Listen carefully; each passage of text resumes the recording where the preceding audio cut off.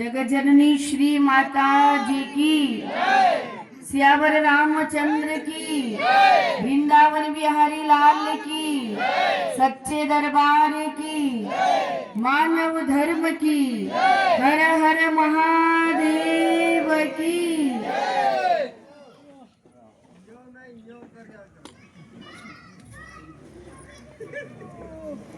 आदरणीय उपस्थित प्रभु प्रेमी पवित्र आत्माओं, भगवान के चरण में प्रेम श्रद्धा रखने वाली भक्ति स्वरूपा भक्तमती प्यारी माताओं बहनों, सद्गुरुदेव भगवान की अनंत दया से हम सभी लोग बड़े भाग्यशाली हैं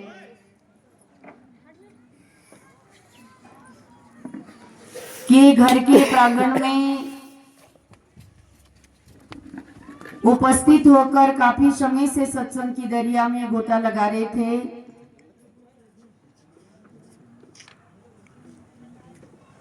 श्री गुरु महाराज जी की दया से मैं कुछ विचार आप लोगों के समक्ष थोड़ी देर के लिए रखूंगी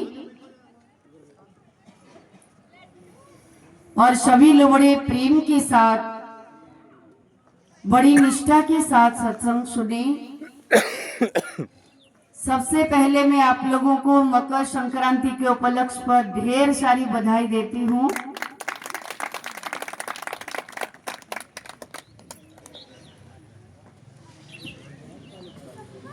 और हम जो संतों के समाज में आते हैं तो परमात्मा की पवित्र सत्संग की गंगा में गोता लगाने का मौका मिलता है। और जो हम सत्संग सुनते हैं तो हमारी जीवन में एक रूपांतरण, जिसे बदलाव कहते हैं, सत्संग के माध्यम से आता है। इसीलिए लक्ष्मण जी ने निषाद राज को समझाते हुए यही प्रेरणा दी, होई विवेक मोह भ्रम भागा,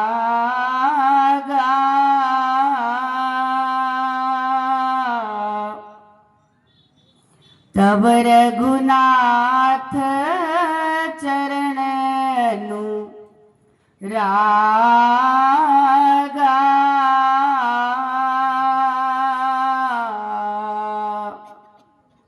प्रेमी सज्जनों, लक्ष्मण जी कहते हैं निषाद राज एक दूसरे को दोष तभी इंसान लगाता है जैसे तुम लगा रहे हो कि भगवान श्री रामचंद्र जी को सुख के अवसर पर कैकेयी ने दुख दे दिया। और ये बात वो इंसान करता है जिसका विवेक जगा हुआ नहीं होता, जिसे संतों की टोली नहीं मिली, जिन्हें संतों का समाज नहीं मिला और उनका विवेक सोया हुआ रहता है। और जब विवेक सोया हुआ रहेगा तो आदमी अपनी जिंदगी में कभी अच्छा काम नहीं कर सकता, भगवान से प्रेम नहीं कर सकता, भगवान की भक्ति को जिंदगी में हासिल नहीं कर सकता। बिनु सत्संग विवेक न होई, राम कृपा बिन सुलभ न सोई। सत्संग के बिना विवेक नहीं जगता। और जो मानव को परमात्मा की दया से संतों का समाज मिलता है और वो क्या करते, सत्संग के माध्यम से सबसे पहले इंसान की जिंदगी में उसकी विवेक को जगाते हैं। और जो हमारा विवेक जगेगा तो मनुष्य के अंदर ये जो भावना है कि ये मेरा घर है, ये तेरा घर है, ये मेरी प्रॉपर्टी, वो तुम्हारी जमीन, ये जगह मेरी है, वो जगह तुम्हारी है, ये जो मेरी तेरी की भावना है, भ्रम में इंसान जी रहा है। होई विवेक मोह भ्रम भागा, ना कुछ तेरा है ना कुछ मेरा है। धरती पे आने के बाद ये दुनिया मिली, समाज मिला, माता पिता मिले, परिवार मिला, और जो धरती से जाएंगे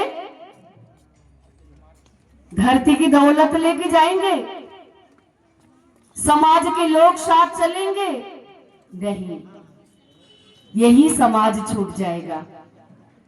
तो प्रेमी सज्जनों, संत यही समझाना चाहते हैं कि हम ये भ्रम में ना जिए कि दुनिया मेरी है, समाज मेरा है, हमारा कुछ भी नहीं है। दुनिया के मेले चलते रहेंगे, जो चाहे तू जिए ना जिए, और अमृत की बारिश होती रहेगी, तू चाहे पिए ना पिए। हम जिए ना जिए तभी मेले चलते रहेंगे, दुनिया चलती रहेगी। इसीलिए संतों के समाज में बैठकर दुनिया को बनाने वाला जो मालिक है, जो रचैया है, हम उन्हें जाने। जो हमारे अंदर ये भ्रम दूर होगा कि हमारा कुछ भी नहीं है, तो हमारा प्रेम कहाँ होगा? भगवान के चरणों में। कि संसार में हमें भगवान ने, परमात्मा ने भेजा है।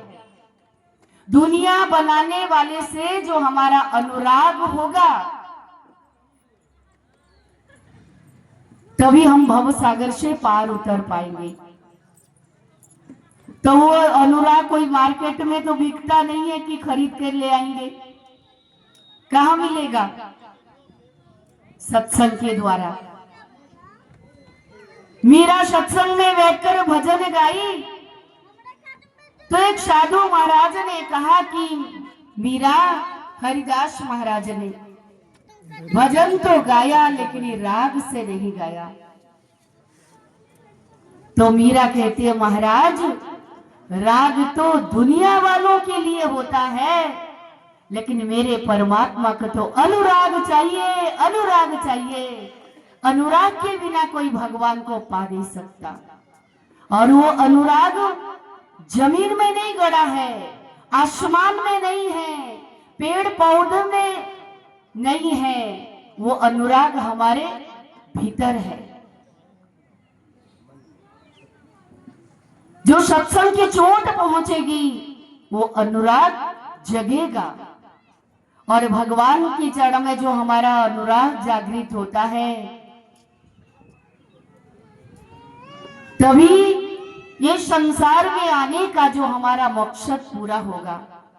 दुनिया से तो सब प्रेम करते, राग सबका राग है, प्रेम है, आसक्ति है, लेकिन श्री गुरु महाराज जी राग को अनुराग में बदल देते हैं। ज्ञान राग को अनुराग में बदल देता है। ज्ञान जाने के बाद परमेश्वर के श्री चरणों में, सदगुरु वात्सा के श्री चरणों में हमारा अनुराग प्रकट होता है। तभी जीवन जीने का हमें आनंद मिलेगा, उनका आशीर्वाद, उनकी कृपा हमें मिलेगी। प्रेमी सज्जनों, इसीलिए अपने जीवन में वो परमात्मा, दुनिया को चलाने वाला जो ईश्वर है, वो कहाँ है? ना मंदिर में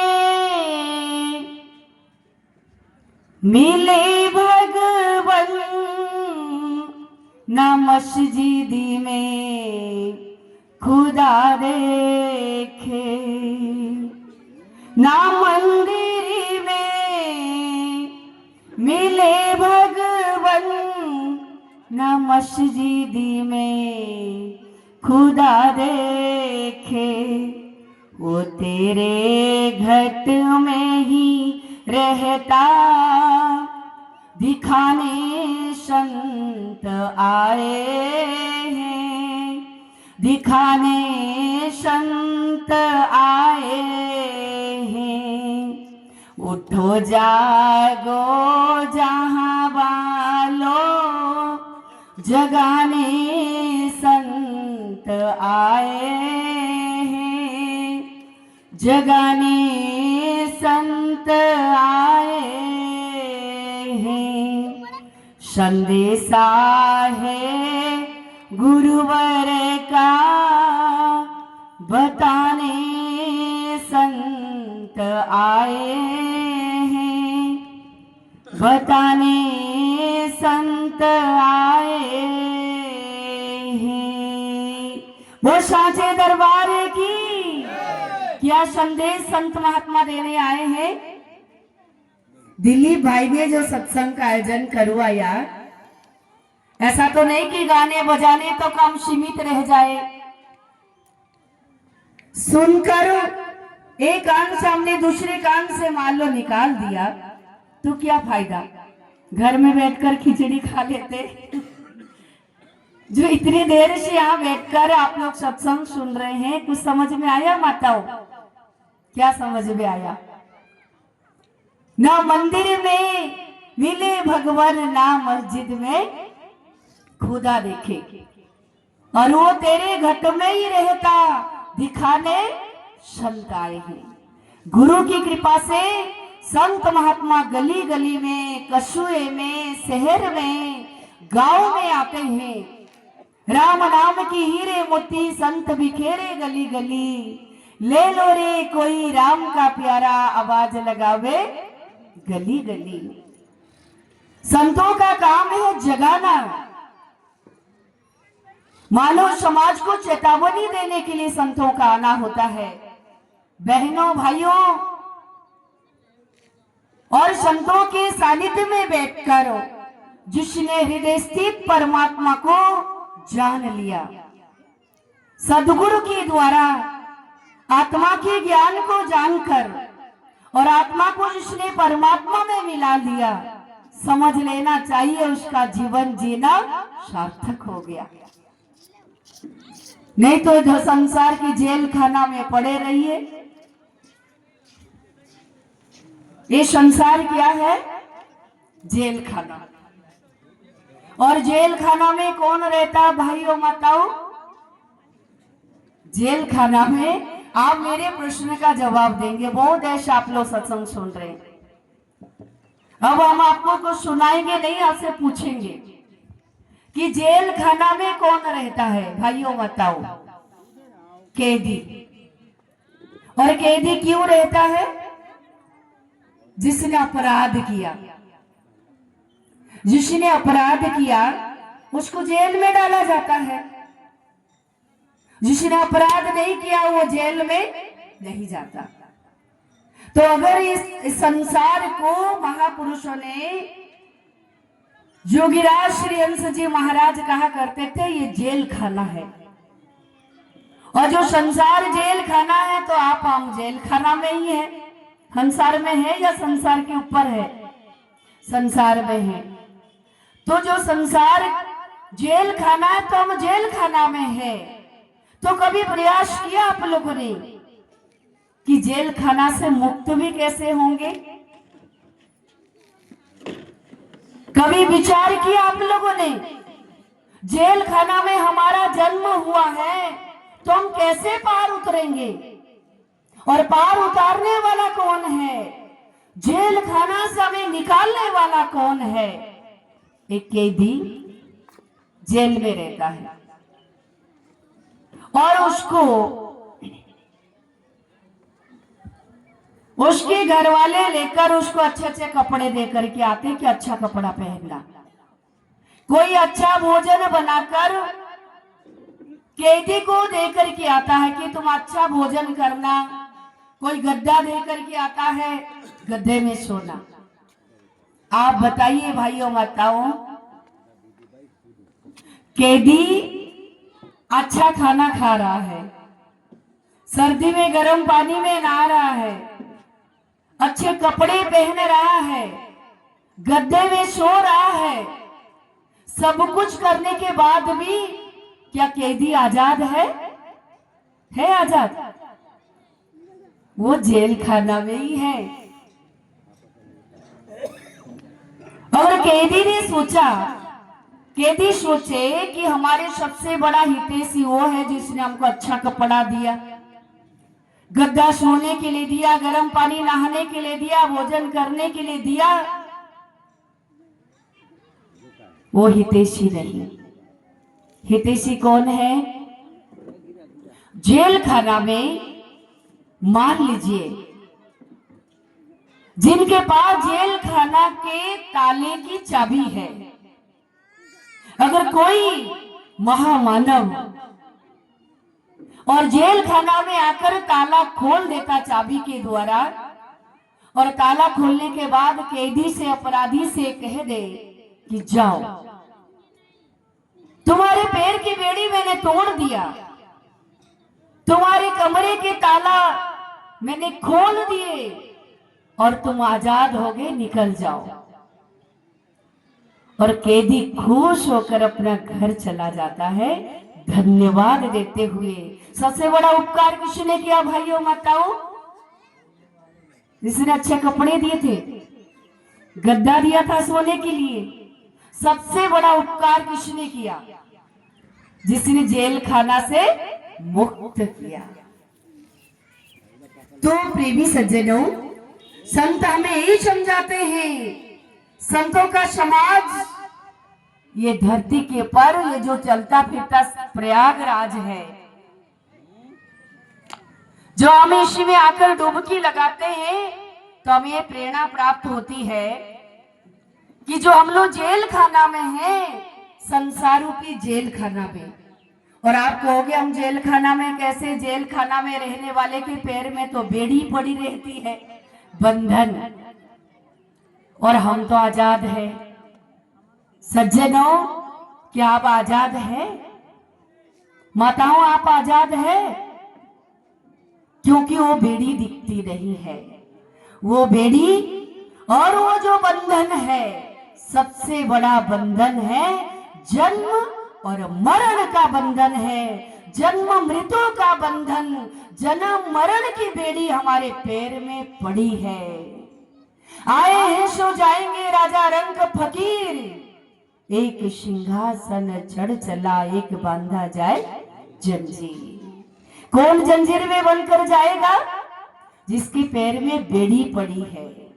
वो मुक्त नहीं हो सकता, वो जम के जंजीरों में बंद कर जाएगा। और सिंहासन में चढ़कर कौन जाएगा? प्रेमी सज्जनों, जैसे जेल में कोई महामानव आकर ताला खोलकर कैदी को आजाद कर देता, बेड़ी तोड़ देता है, आप कहोगे सबसे ज्यादा हितैषी वही है।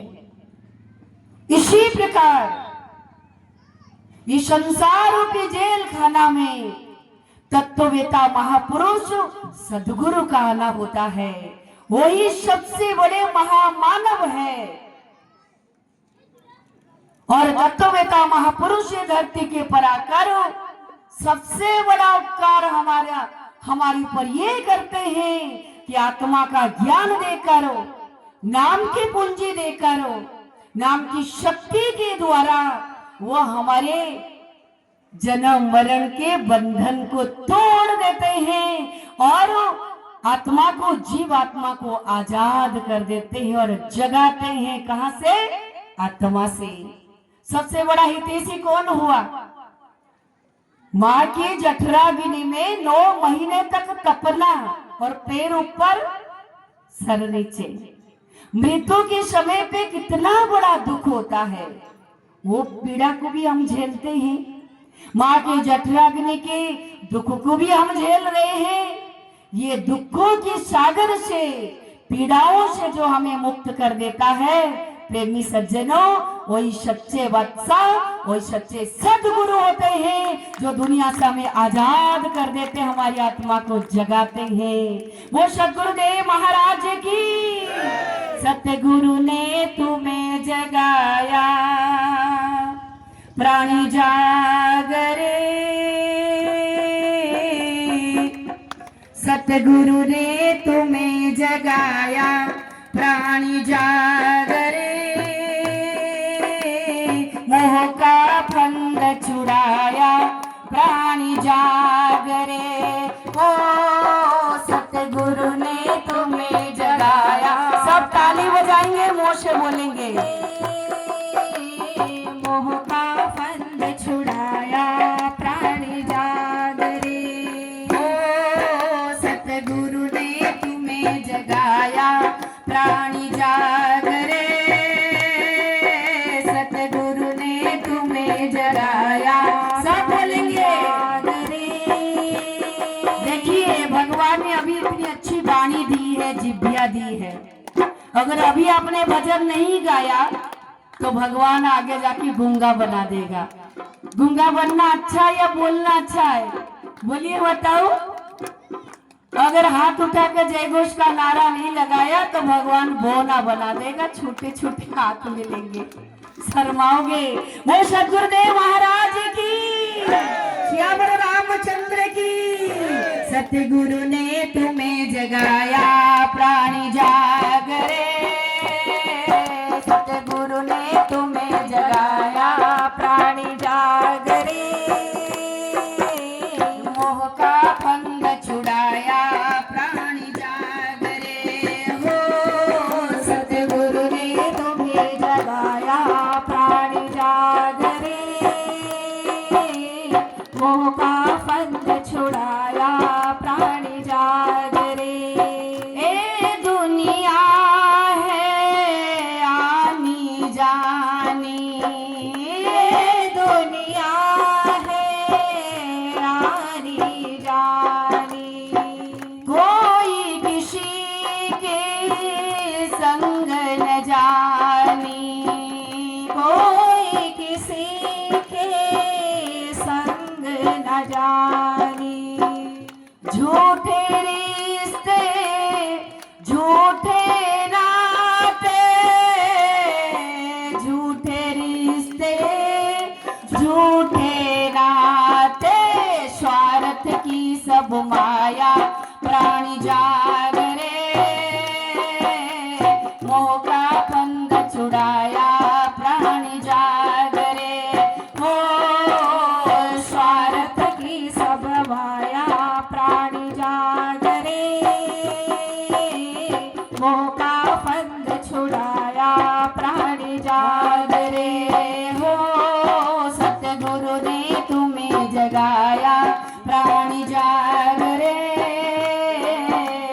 मोह का